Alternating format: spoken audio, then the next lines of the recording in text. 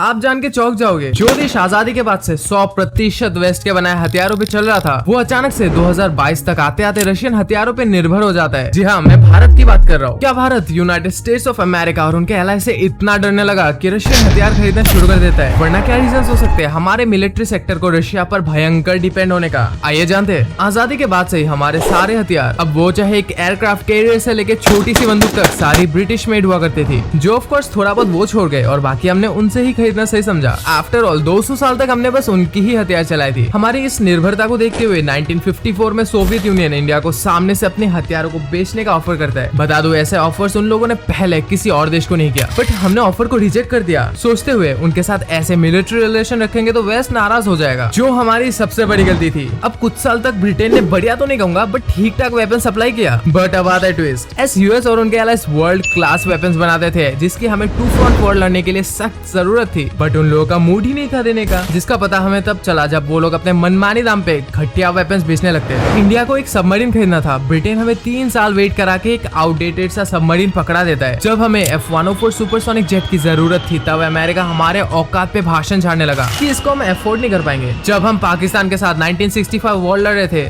तब भी इन्होंने ब्रिटिश मेड सेंचुरियन टैंक्स की सप्लाई रोक दी। उस वक्त यूगोस्लाविया से इसका रिप्लेसमेंट T-54 मंगाना पड़ा। ना ही सिर्फ वो लोग हमें वेपन्स बेचने में झिझक रहे थे, बल्कि पाकिस्तानी आर्मी को अपने सारे फाइनेस्ट वेपन से भर दिया था, वो भी एक अफोर्डेबल प्राइस में और कभी कभी तो फ्री में भी। हमने उन्हें कई बार वार्न किया, इससे पाकिस्तान हम पे एग्रेशन कर सकता है, बट वेस्ट का सोचना था इन्होंने अगर हमें वेपन्स दिया तो हम कहीं पाकिस्तान के खिलाफ एग्रेशन ना कर दे। ये हैरेसमेंट इंडिया के साथ चलता रहा, जस्ट कॉज हम उनके वियतनाम वार में करे हुए कांड को एक्सपोज कर रहे थे। ऊपर से इनके साथ अलाइन भी नहीं होना चाहते थे यूएसएसआर को रोकने में, जो चाइना हो गया था कारण बना यूएसएसआर के टूटने का। बट एक्सपोज तो हमने यूएसएसआर को भी किया था उनके चेकोस्लोवाकिया के इन्वेजन को लेके। स्टिल उन्होंने ना ही सिर्फ अपने बेस्ट वेपन्स हमें बेचे, बट क्रेडिट लीज और हर तरीके की पेमेंट फैसिलिटी भी प्रोवाइड करी हमारे आर्थिक हालात को देखते हुए, और हम पे प्राइस को लेके कोई डिक्टेट नहीं किया, ना ही कोई पॉलिटिकल सपोर्ट मांगी। ऊपर से हमारे न्यूट्रल रहने के पॉलिसी को भी बैक कर रहे थे। टू बी ऑनेस्ट, हम सोवियट्स पे बहुत सस्पिशियस थे अंटिल 1962 इंडो चाइना वॉर, जब उन्होंने हमें खुल के वेपन सप्लाई और सपोर्ट दोनों किया, और जिस वेस्ट पे हमें उम्मीद थी उन्होंने अपनी सप्लाई इनकम्प्लीट ही छोड़ दी। जिसके बाद अमेरिका हमें कैटेगरी के लिए कहता है हथियारों को लेके हम पे किसी भी प्रकार की आशा ना रखो, हम तुम्हें चाइना के खिलाफ सपोर्ट नहीं करने वाले। फिर भी हमारी लीडरशिप बाज नहीं आई। चाइनीज से 1962 के हार के बाद लद्दाख पे कनेक्टिविटी बढ़ाने के लिए अमेरिका से एक ट्रांसपोर्ट एयरक्राफ्ट की मांग रखी थी, जो फिर उन्होंने पाकिस्तान को तो बेच रखा था, बट हमें मना कर दिया। हद तो तब हो गई जब यूएस के एम्बेसडर जॉन गैल्ब्रेट कहते हैं ये प्लेन इंडिया के लिए बहुत महंगा है। लेफ्ट विद नो चॉइस, हमें सोवियत मेड N-12 खरीदना पड़ा। जहां वेस्ट इंडिया को डिक्टेट कर रहा था, वही सोवियट्स ने अपने ओपननेस और काइंडनेस से हमें मॉडली एक उनका फेवरेबल पार्टनर बनने में ऑब्लाइज्ड कर दिया। फिर उन लोगों ने आने वाले कई साल तक हमारे डिफेंस मार्केट से भारी पैसा भी कमाया।